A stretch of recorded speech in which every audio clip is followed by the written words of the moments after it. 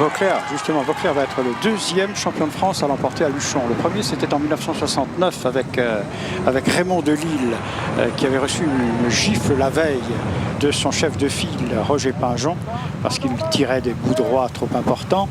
Et il avait décidé donc de se venger. Et le lendemain, il a gagné l'étape à Luchon.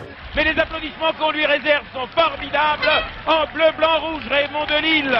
Hier, je voulais faire ma valise vu que Roger Pingeon n'avait pas été très gentil, mais je crois qu'il a fait ça pour mon bien et je marche quand je suis terriblement vexé. Et aujourd'hui, j'étais méchant. Je voulais faire quelque chose ou rentrer chez moi.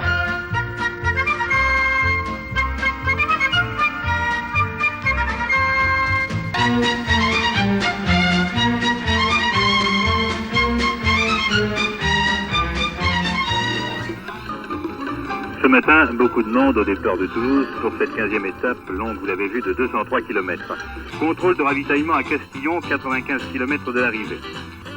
Vous l'avez vu, Altig, Guinche et Bahamontès dans le peloton se restaurent avant de passer à l'offensive. Et voici le pied du col du Porté d'Aspet.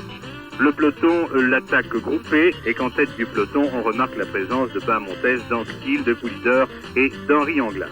Mais Poulidor n'a pas d'accident, il ne crève pas, il ne tombe pas et il pénètre dans Luchon, toujours seul en tête. Poulidor a donc pris aujourd'hui sa revanche contre Anquetil et Bahamontès qui s'est laissé légèrement distancer dans la rapide et dangereuse descente sur Luchon.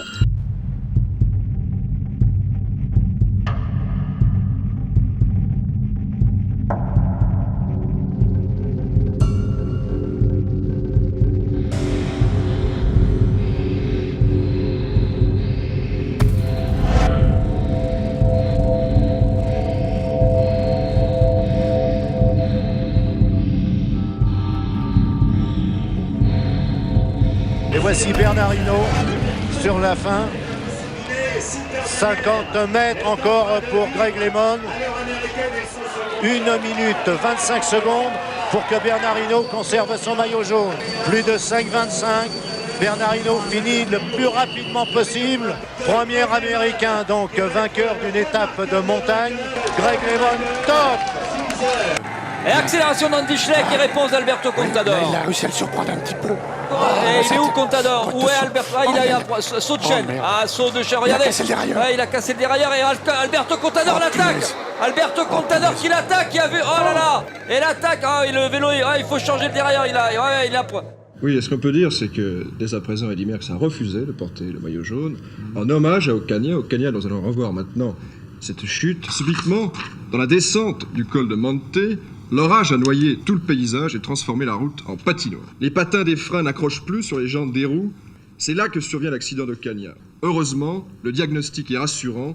Pas de fracture, seulement de multiples contusions. Je les vois ici.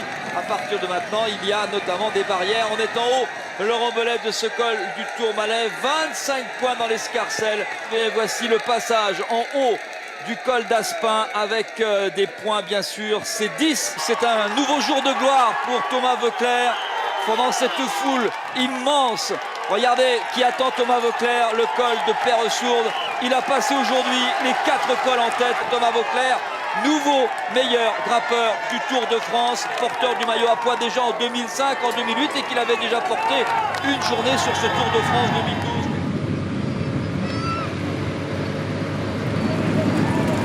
Ici, à Bagnères de Luchon, l'exploit, Christopher Froome, nouveau maillot jaune du Tour de France. Victoire d'étape et maillot jaune, leader au classement général, Christopher Froome est félicité dans quelques instants par Bernard Hinault, ensuite par Emmanuel Macron, le ministre de l'économie, de l'industrie et du numérique, puis le maire de Bagnères de Luchon, Louis Ferré, puis Kamel Chémy, vice-président de la région Occitanie-Pyrénées-Méditerranée.